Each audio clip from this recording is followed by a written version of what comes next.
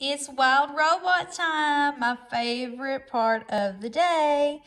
The last time we read this story, my dog was a little mad at me because he got in trouble that day. So let's see if he's feeling a little bit better today. Hey, Tuck, are you ready to read today, baby? Are you ready to listen to the story? Are you ready to listen? Maybe he's feeling a little bit better today.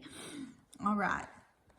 Where we left off, Roz had actually talked to some of the other animals on the island. So that's a big, juicy part of the story. And if you'll remember, nobody really wanted anything to do with her. They all just kind of left her. So let's start chapter 22 today. A new word was spreading across the island. The word was Roz. Everyone was talking about the robot, and they wanted nothing to do with her. I don't think I'll ever feel comfortable knowing that Roz is on the prowl.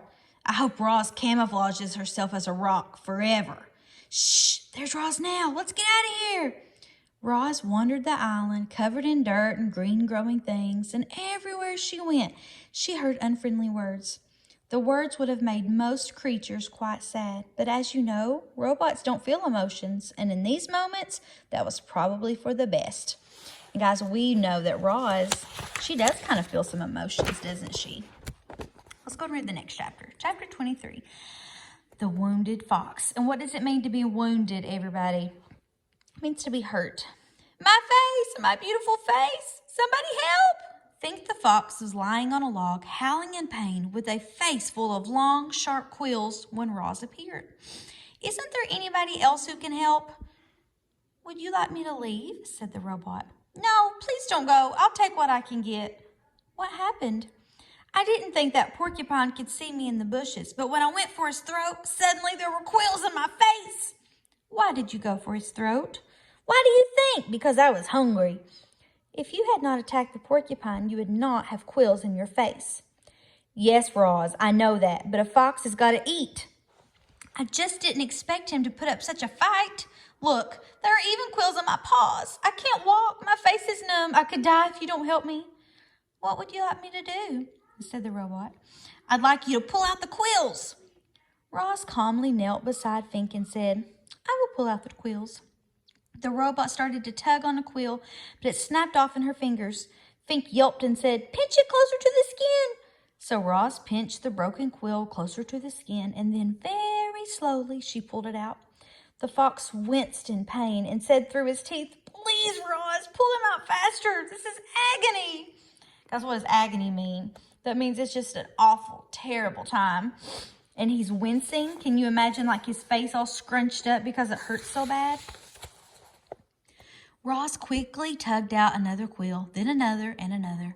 The fox lay perfectly still, eyes closed tightly, wind whistling through his nose, until every single quill had been removed and placed in a neat pile beside him.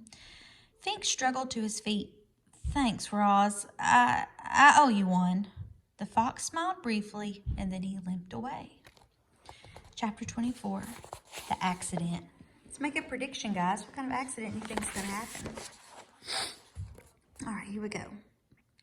As Roz wandered through springtime, she saw all the different ways that animals enter the world. She saw birds guarding their eggs like treasures until the chicks finally hatched. She saw deer give birth to fawns who were up and running in a matter of minutes. Many newborns were greeted by loving families. Some were on their own from their very first breath. And, as you're about to find out, a few poor goslings would never even get a chance to hatch. Roz was climbing down one of the forest cliffs when the accident happened. The wind started howling out of the north, and suddenly clouds were rushing over the island. With the clouds came a spring shower, a downpour actually, and there was our robot clamping her hands onto a wet block of stone on the side of the cliff. But the block couldn't handle the extra weight. Oh, sorry, guys.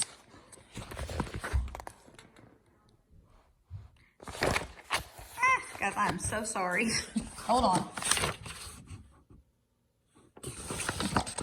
And as the heavy robot hung there, cracks suddenly shot through the stone and it started breaking apart. Down went the robot, plummeting into the treetops below. She crashed through branch after branch before finally hooking an arm around one.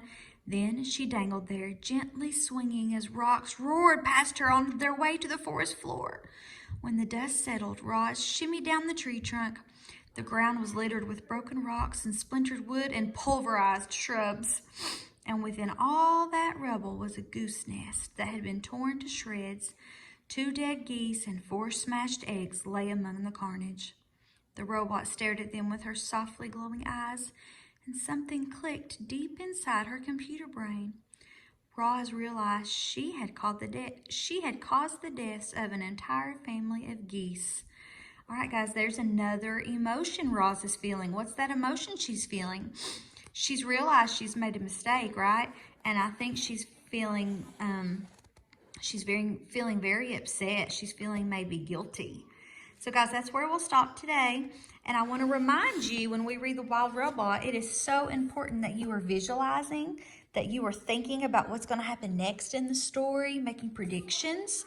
And as we read, I want to encourage you to either track along with us on the screen, or just close your eyes and lay your computer down beside you, or even better, you get some pencil and paper and you illustrate what I'm saying, okay? We are going to have a Google Meet soon, next week, and you guys are going to bring some of your artwork from The Wild Robot to share. I'm super excited about that. See you guys next time.